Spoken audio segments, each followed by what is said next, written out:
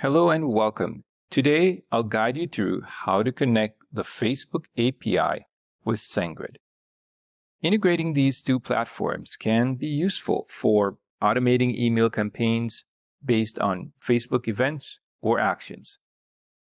To start, you'll need a Facebook developer account.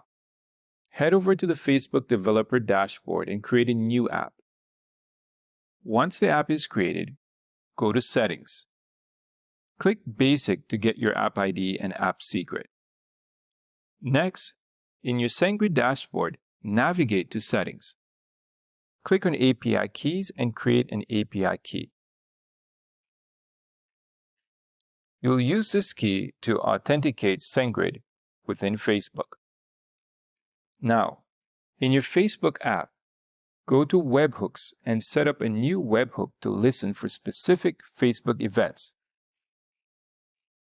like when someone likes your page or interacts with a post.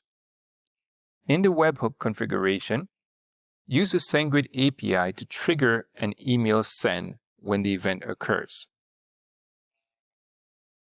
Once everything is set up, Facebook events will automatically trigger emails to be sent through SendGrid, allowing you to engage with your audience in real time.